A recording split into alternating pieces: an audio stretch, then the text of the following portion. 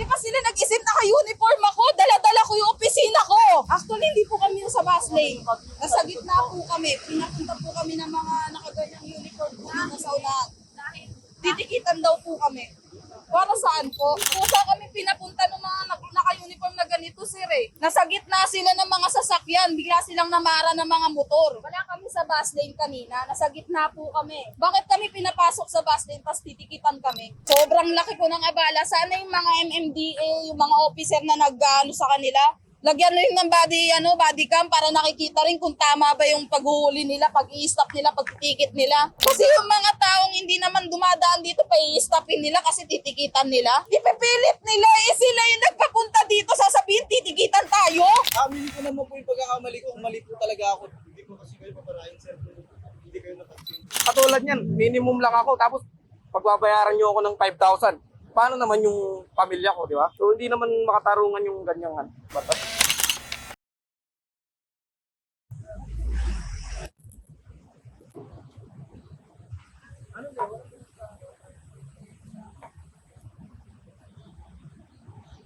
Kapay sa ako, pas.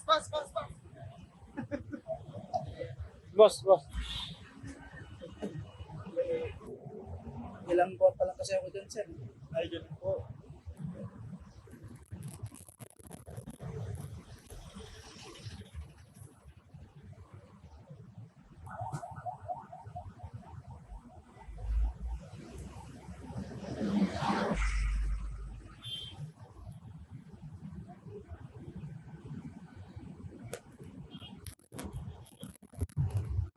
Actually, hindi po kami yung sa bus lane. Nasa gitna po kami. Pinapunta po kami ng mga nakaganyang uniform po na sa unahan. Titikitan daw po kami. Para saan po? Hindi po. Kaya nagulat po kami. Bigla kami pinadiretso dito kasi titikitan daw po kami. Ganito wait up. Wala kami sa bus lane kanina. Nasa gitna po kami. Sa taas po ng mga sasakyan. Bakit kami pinapasok sa bus lane tapos titikitan kami? Kasi ang hassle, papasok ako sa opisina eh. Hindi po, yung kasi meron kami nakaano. Opo, yung pa-check ka lang po yung ano po sana, yung camera po. Kasi malilate ako sa trabaho, tapos Alam ko po may huli, kaya hindi po bus lane. Kaya po nagulat na lang po ako, bakit po ako pinara doon. Kasi po may yung pumasok po yung isang naamubit. Hindi ko kasi kayo paparahin, sir. Hindi kayo napansin. Hindi ko rin po alam eh. Kung bakit eh. Kaya yung ano namin dito, sir, yung isuan namin kayo ng kapito. May karapatan naman kayo mag-practice. naman, titikitan siya kahit hindi naman kami tumaan sa bus lane. Kusa kami pinapunta ng mga naka-uniform na ganito, sir eh. Nasa gitna sila ng mga sasakyan, bigla silang namara ng mga motor. Dapat may yung mga ganito, may body kami para nakikita rin nila eh. Bakit niya ba susi kanina? Ay, hindi po. Yung nasa likod po yun. May nakakita po sa inyo, sir. May mga video po kami. Ay, sir. Wala. Never po akong dumadaan po ng bus lane, sir. Pwede nyo naman po ikon kasi ang karapatan nyo naman po. Aminin ko naman po yung pagkakamali ko. Mali po talaga ako eh. Sino po, sir? Yung ano? Pwede pong paano na lang, sir? Ano na lang ako ng video?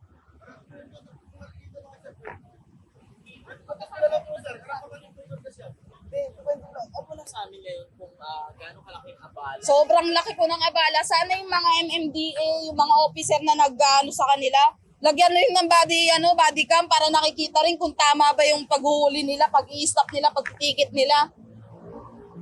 Kasi yung mga taong hindi naman dumadaan dito, pa i-stopin nila kasi titikitan nila without... Asang video? Ipakita nila kung anong video yun para makita ko kung talagang dumaan kami sa bus lane. Ni ayaw nga nakakadikit sa bus lane dahil mahirap dumikit sa ganyan eh.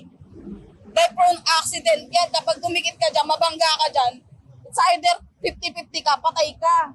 So alam nyo talaga na Matagal na. Ang unfair eh. Ipipilit nila sila yung nagpapunta dito, sasabihin titikitan tayo. Di ba sila nag-isip naka-uniform ako? Dala-dala ko yung opisina ko.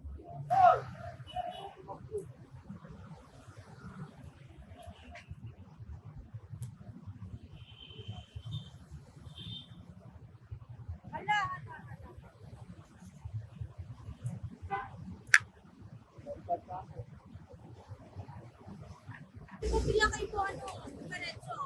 Pinadiretso ako, sir. Ay, ma'am. Hindi ka lang nandito sa gilid. Hindi. Sabi, diretso na. Eh, paano yun, sir?